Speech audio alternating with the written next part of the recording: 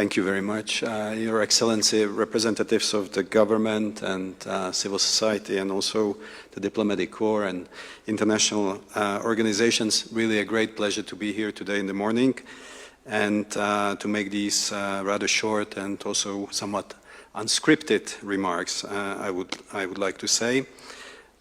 First of all, I just want to underline that this is a very important moment, and I think that the work that you have had, indeed, I think that the outline that you put forward is incredibly ambitious. It's a very, very serious work, significant load, I would say, and we are, from our perspectives as the EU, very supportive of it. Kenya, of course, is a very long-term partner of the Open Government Initiative. You have an ongoing action plan, which is coming to an end in 2027, and you have also conducted your review, the midterm review, in June 2026, and you have these 4 different clusters of commitments under the open information ecosystem, the financial integrity and accountability, the inclusive democracy and justice, and also the open government resilience. And it's that last one, the open government resilience, where you have committed to the delivery of the State of Openness report. But I want to say that this is just one of the commitments that actually appears in the action plan. And so we take that as a great step forward and, of course, look forward to also working on the other commitments that you have there. We as the EU are working very closely with the Open Government Initiative. We have a global partnership around the Partnership for Democracy and Accountability, and we support that partnership also financially, and that financial assistance has been also to the benefit of Kenya. We believe that we are aligned with Kenya around the objective of the initiative, the fact that, of course, open government is more accessible, more responsive, and also more accountable to the citizens. So the type of things that you and us are trying to improve, I think, every day. It's a non-stop work. You can't really reach the end point. I think this is a continuous process. And so I very much welcome the efforts that you have here. And I think the other element that I want to underline here is the inclusion of the civil society, which we see as also as very important. This is one of the issues for us in the European Union. And so I welcome the group that you have, and also the fact that the civil society is here and is speaking at the launch.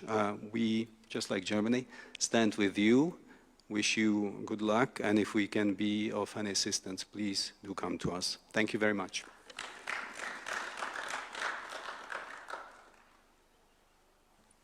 Thank you very much, Ambassador Andre. Indeed, you're right to mention that there are several other critical deliverables under the plan, the National Action Plan. And I know that His Excellency the President, for example, has agreed to host the Global Trust Summit towards the end of October to basically bring to bear even greater political commitment, to these imperatives. UNODC, please, and then the World Bank thereafter. Thank you.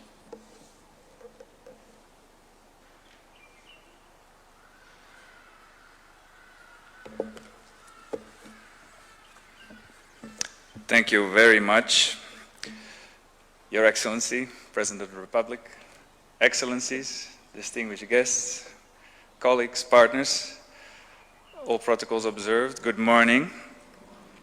Let me start by saying that it is a pleasure and honor for me to be here and to represent the United Nations Office on Drugs and Crime and the wider UN system here in Kenya.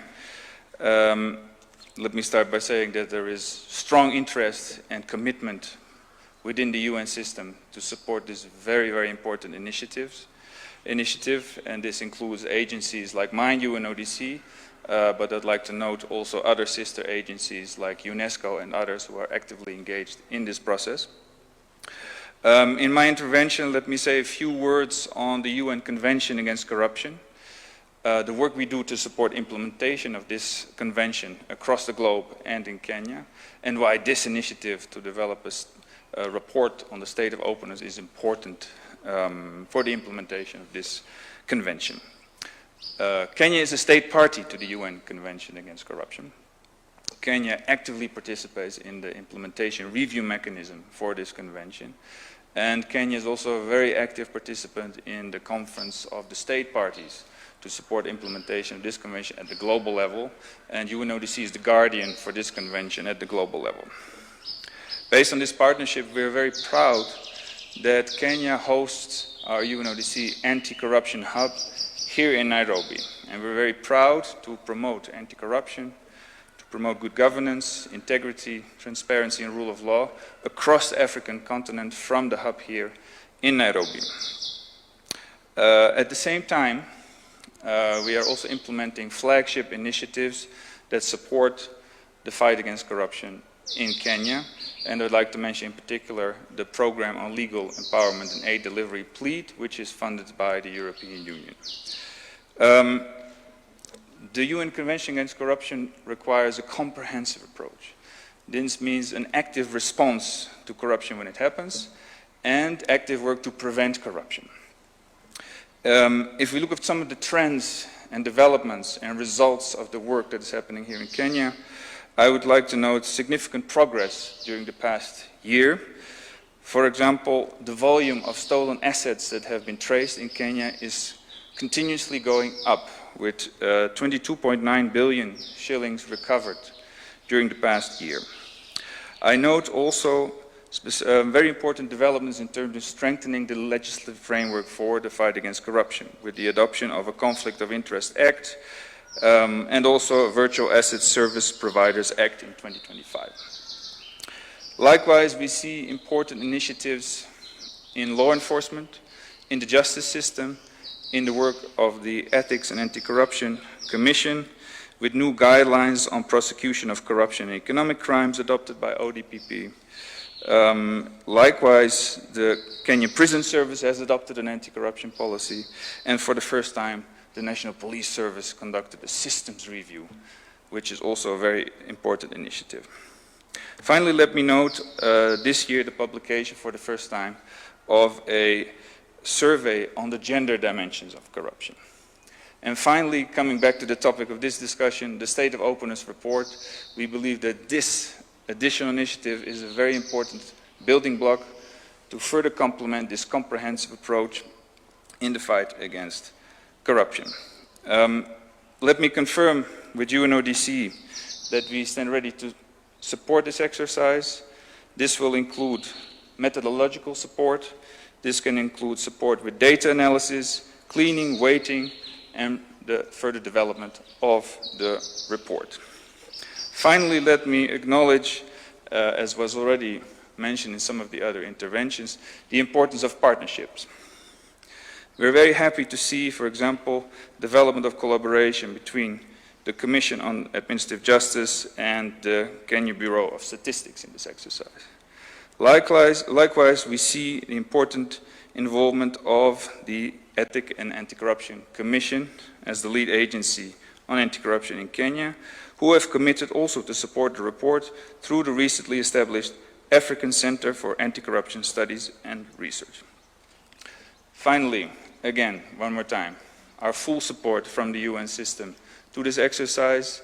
We believe that openness, transparency is important, not just for the fight against corruption, but for trust in the country, for social cohesion in the country. And we know that openness boosts economic growth, it boosts trade, it boosts development. Congratulations on this initiative, and we stand ready to fully support you in this exercise. Thank you.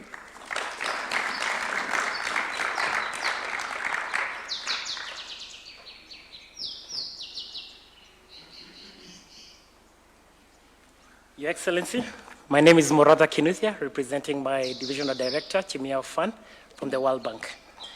Maybe before I make the remarks on the topic of the day, allow me, with your permission, to thank High Commissioner Matt for recognizing the glorious morning, despite the events of last night. For those who are following the match, Argentina versus England, we were not going to let that slide. But just to say that this important event at a personal level, I'm very happy. I mean, many years ago, actually, when I worked for DFID, we supported the Access to Information Act that then people were working on, and to have seen the journey that we have walked on is quite good. We've also worked very closely with the OGP agenda as the World Bank globally, and Kenya has always been a leader in this agenda. But I think beyond the sort of conventions that we have spoken about, to bring this down from an abstract to a very real level, one of the projects I lead is FLOCA, the Financing Locally Led Climate Action. And a principal tenet is that communities need to get bill of quantities for projects that are being done. I was in Kwale 2 weeks ago with the governor there in Kinondo, and the first thing that communities asked is, where is the bill of quantities for this project? We've done amazing work with CAJ in supporting counties to develop grievance redress systems. I can say 80% of the complaints we are getting from counties are about information. Now I have to go to Emitiot in Bomet, where we've been asked questions about what was supposed to have been delivered in this. So I think being able to create the kind of benchmarks, indicators that have been mentioned here is critical. And it's not just about international frameworks, it's very real for citizens and communities on the ground. I also want to say that, that beyond just a report, it's working on those sort of mechanisms to be able to implement that. And maybe to end, to say that together with our partners, the UK and Denmark, under the Kenya Accountable Devolution Program, we stand ready to support this work and we'll walk the journey with you. Asanteni sana.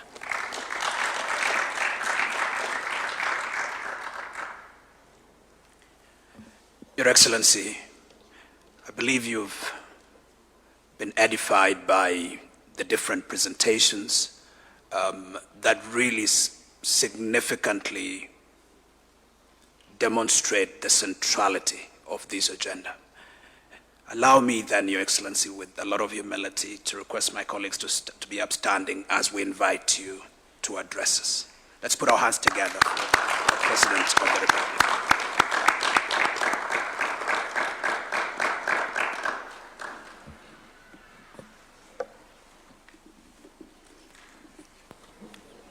Thank you very much. Please, let's take our seats.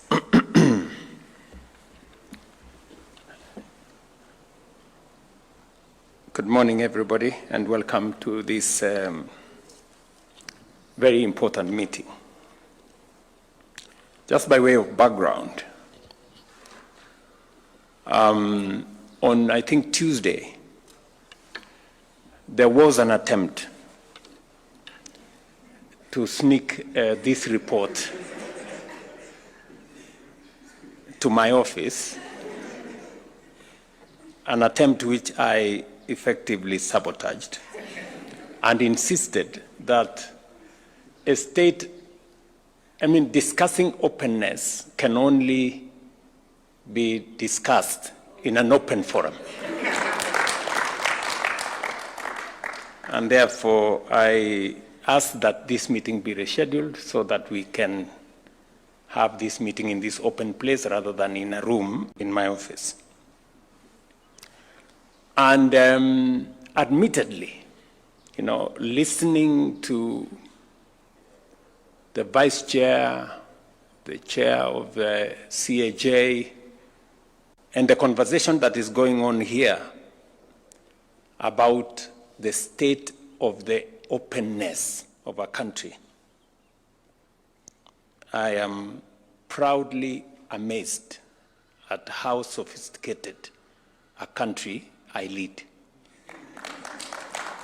I mean, I'm sure there are very few countries that undertake this kind of conversation.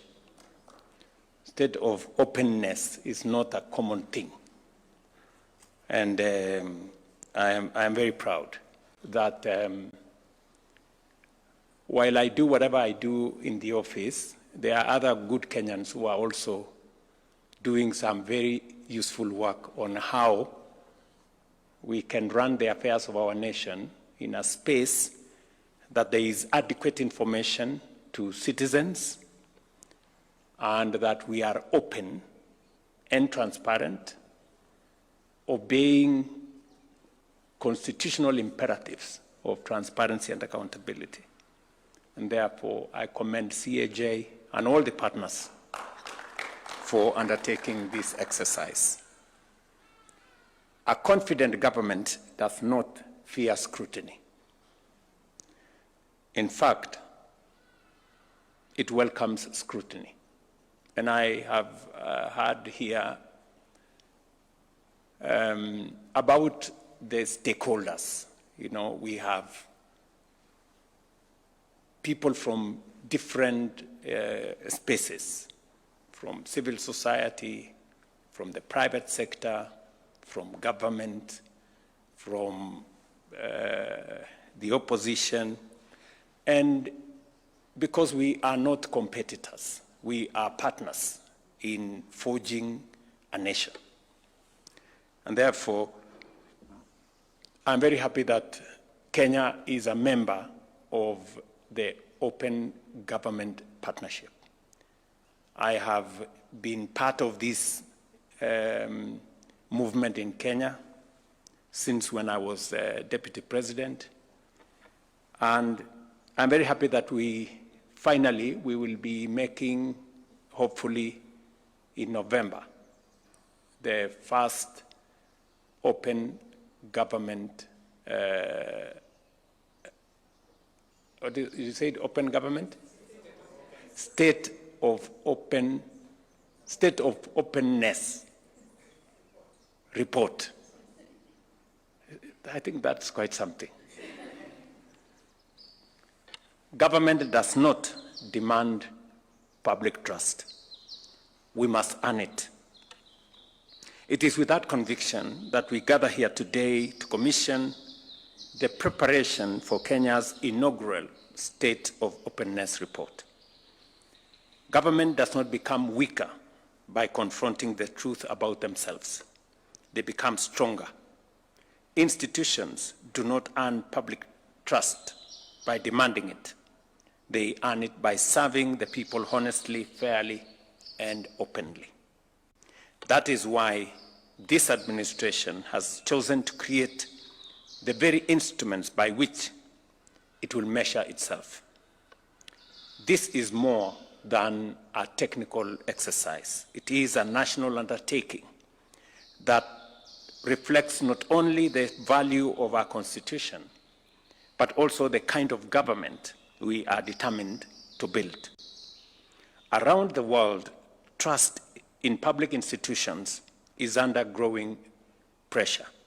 Technology has expanded access to information, but it has also accelerated misinformation, disinformation, and the spread and manipulation of fake news.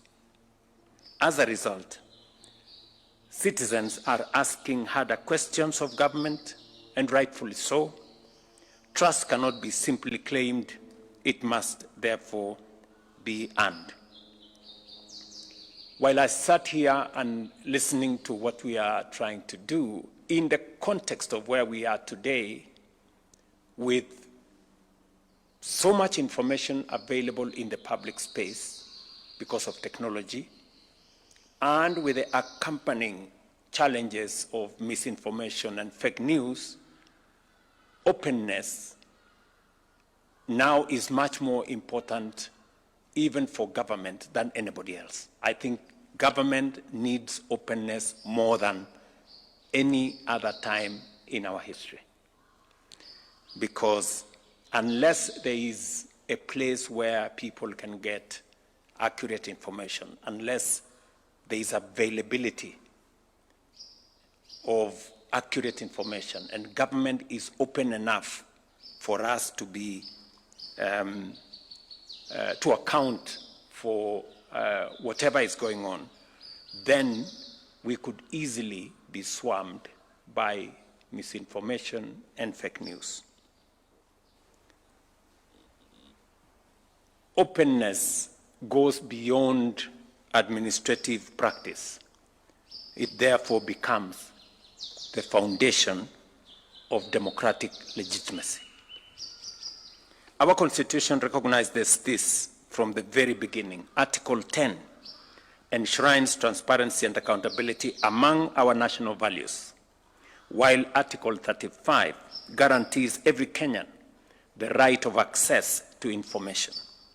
These are not aspirations. They are constitutional obligations that must be renewed through action. Today's commissioning is one such action. It gives effect to that constitutional promise, fulfills our commitment to institutionalize open governance across all state organs and agencies through an annual State of Openness report, as pledged in the Kenya Kwanza Manifesto, and delivers on Kenya's 5th National Action Plan under the OGP. Kenya's democratic journey has always been defined by our determination to strengthen institutions rather than personalities. As our democracy matures, Kenyans rightfully expect more than promise. They expect openness, accountability, and measurable results. This report responds to that expectation by establishing a national benchmark against which our public institutions can continuously measure and improve their performance. At its heart, it seeks to answer one consequential question: is openness making government work better for the people? Answering that question requires more than measuring compliance with laws, policies, and procedures. It requires us to determine whether openness is improving public services, strengthening accountability, enhancing the stewardship of public resources, making institutions more responsive, and ultimately improving the lives of the Kenyan people. The report must tell us where we are succeeding, where we are falling short, and what reforms are needed to achieve better outcomes. Honest assessment is not a sign of institutional weakness. It is one of the strongest foundations of effective government. And if we are to assess openness, we must do so openly.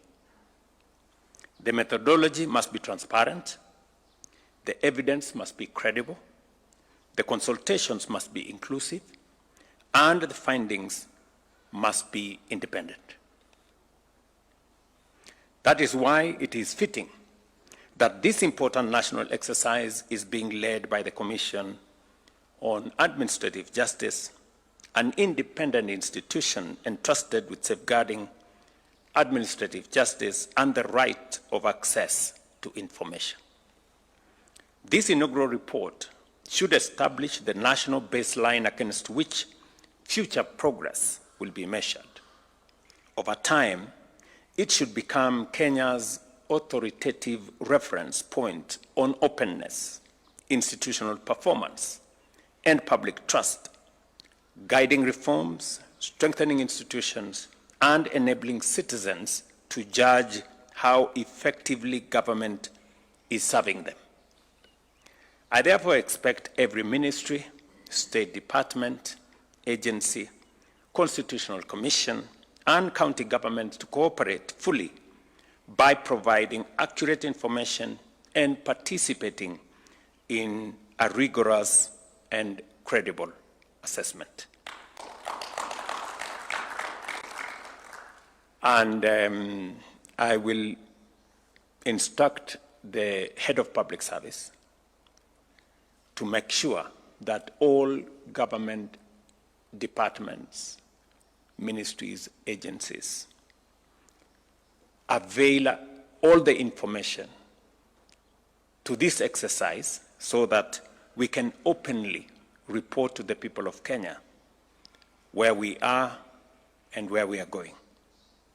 I equally encourage civil society, the private sector, academia, the media, and every Kenyan to participate actively in this process. The strength of this report will depend on the quality of the evidence it gathers and the diversity of the perspectives it reflects. This administration remains firmly committed to building a more open government through greater transparency, stronger accountability, wider access to information, and continued digital transformation. As I say this, I know my special envoy on technology is sitting right here. Right from the beginning, we decided that we were going to eliminate areas that give government gray information.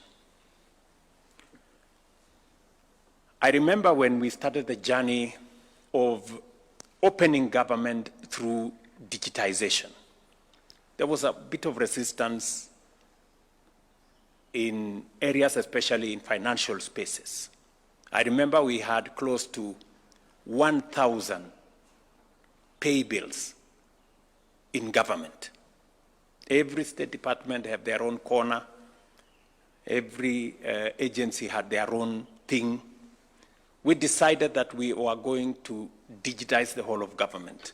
Government services that were digitized in 2022 were about 350. Today, we have 26,000 government services digitized. And on a digital platform, people can access government information, government services, pay for those services. We have eliminated, to a great extent, payment in any other form other than digitally, because you can easily trace who paid, where was it paid, for what service. I remember we ran into a lot of problems with people who did not want to pay for government services on the digital space. They still wanted to carry cash, they still wanted to carry checks, and we insisted that going forward, no government service is going to be paid for in cash. No government service is going to be paid for otherwise, other than either by electronic transfer or by other digital platforms. And the results have been phenomenal. We have not only enhanced government revenue collection, but we have also eliminated, the sticky cash, transactions that end up undermining and undermining transparency and, in fact, promoting corruption. And so it was our first point of call to say we must move government services from being on paper and many other spaces onto a digital platform. Number two, we undertook that government procurement is also going to be done on a digital platform so that we know who is tendering, for what amount is it being tendered, and who are the ultimate beneficial owners of the companies that are trading with government. The EGP platform has been there for the last 12 years, but it has never been implemented until we did it last year. Again, it's providing us with an open platform where government procurement is subjected to scrutiny. And so long as you participate, the data is available. We know who is applying, we know for how much, and we know who has been awarded and why. And are they the most competitive, or are they not? There is still some little pushback in some areas, but I'm very happy that we are making demonstrable progress. The third item that I want to quote as we do this report is government-owned agencies or government-owned enterprises. We've been grappling for the last 15 years on making sure that those who serve in boards of parastatals and government agencies are competitively recruited and we minimize political influence. The most difficult things, I remember the report, the first report on government-owned enterprises produced by Abdikadir was done 12 years ago, but it was not possible to implement. We tried to take it to Parliament, it became difficult, but I am very happy that finally, last year, we managed to pass the law on government-owned enterprises, and as a result, boards of commercial enterprises, 66 of them, we have had to retire close to 250 board members so that we can competitively hire professionals to run those parastatals.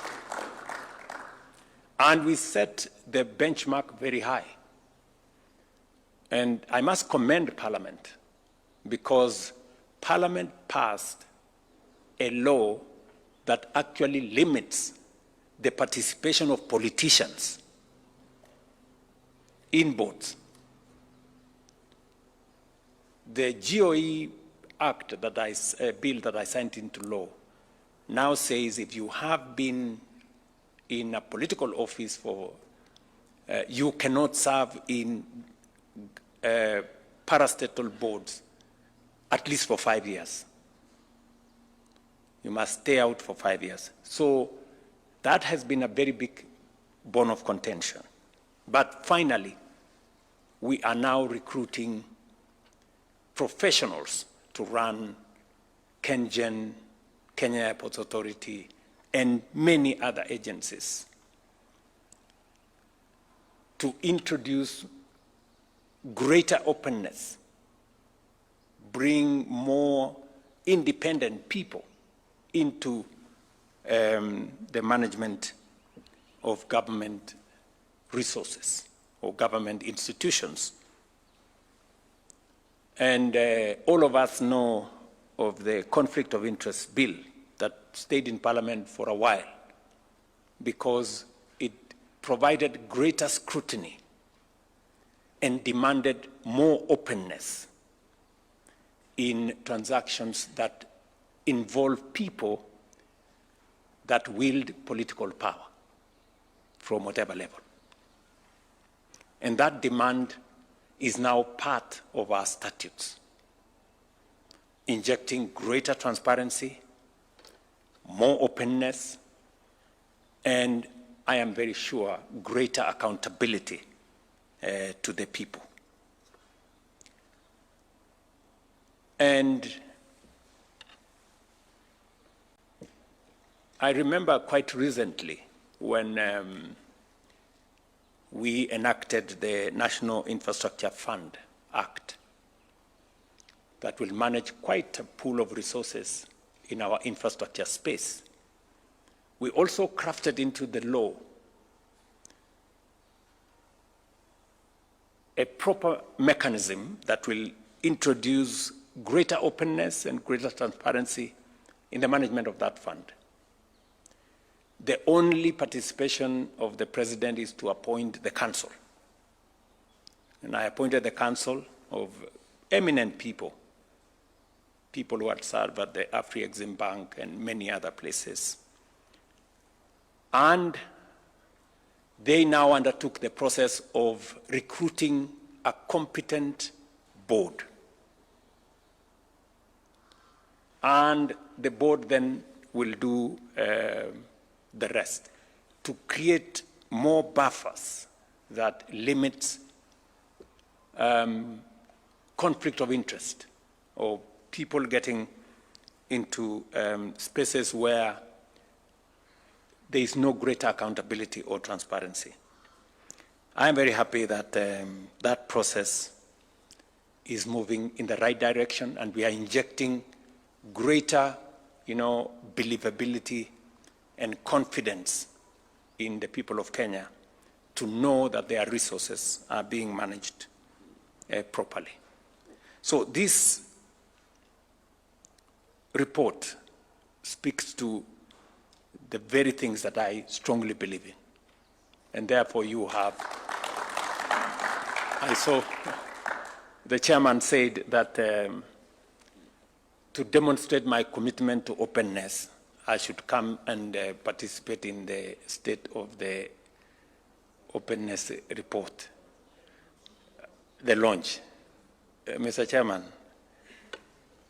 I don't have to demonstrate by coming to, I already believe in it. So I will come as part of making sure that this happens, but not in any way to demonstrate my commitment. I am very committed. This is an exercise that, this is a journey I've walked with the OGP over time. It is therefore my honor to formally commission the preparation of Kenya's inaugural State of the Openness report and to direct the relevant public institutions to extend their full cooperation to the Commission on Administrative Justice in delivering a rigorous, independent, and nationally significant assessment. I know that you have mentioned about some resources that are required. The AG should work with the Treasury to make sure we avail the resources necessary for them. I remember you mentioned something like 100 million. AG, please, let's find, and if you run into trouble, you look for me, so that we can support this. We can support these good people. And Mr. Chairman, I will make sure that all other people that are that need to provide information will do so. So that.